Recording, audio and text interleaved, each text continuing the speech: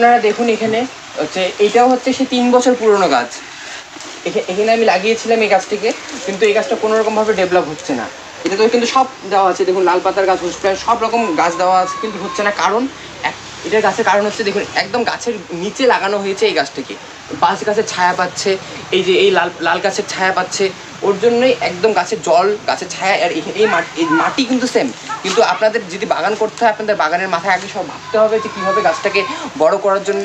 গাছের মেনলি গাছের গোড়ায় লাগানো যাবে না এই গাছ, যাতে রোদ পায়, প্রপার রোদ না পেলে কিন্তু এই গাছ বড় হবে না। ওর জন্যই দেখুন 3 বছর হয়ে গেছে এই গাছ বড় হয়নি। আজকে আমাকে এই গাছটাকে এই জায়গা থেকে অন্য জায়গায় শিফট করতে হচ্ছে। আপনাদের আমরা আজ এই ভিডিওতে এটাও দেখাবো কীভাবে চন্দন গাছকে শিফট করতে হয়।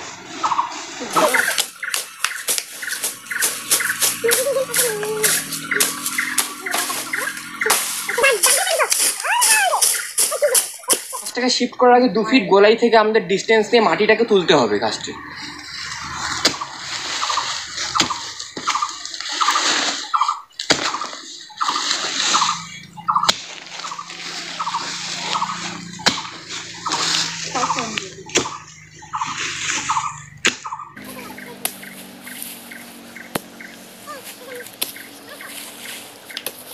এইসব যদি তথ্য চন্দন গাছের ব্যাপারে জানতে গেলে আপনারা আমাদের চ্যানেলের ভিডিওগুলো দেখেন।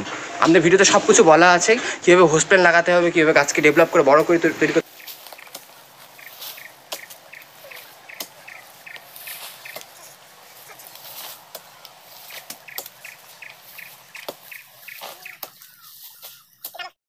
তো দেখুন আমরা এই যে গাছটাকে কি সুন্দর করে হচ্ছে বস্তার মধ্যে নিয়েছি, যাতে এই গোড়ার যে মাটিটা আছে ওর নিজের মাটিটা উঠে যাতে পড়ে না যায়, নাহলে কিন্তু গাছটা বাঁচবে না।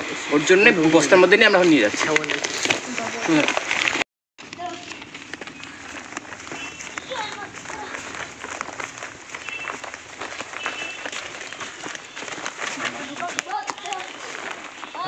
এই যে দেখুন গোড়া সহ আমি লাল পাতা গাছটা উঠে নিয়ে এসেছি, দেখুন এখানে লাগিয়ে দেবো।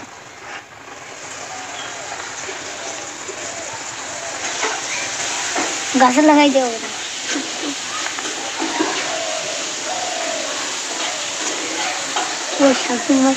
নতুন ভাবে গাছের গোড়ায় হোসপ্ল্যান্ট লাগানো হলো। 3 বছর ধরে গাছটাকে ওখানে রাখার পর যেহেতু ওই গাছটা ডেভেলপ হচ্ছিল না, এখন গাছের জায়গাটা প্লেসমেন্ট করে দিলাম, এই জায়গায় এনে আমরা গাছটাকে রোপণ করলাম। তবে দেখুন এবার গাছটা কত তাড়াতাড়ি ডেভেলপ হয়। Thank you.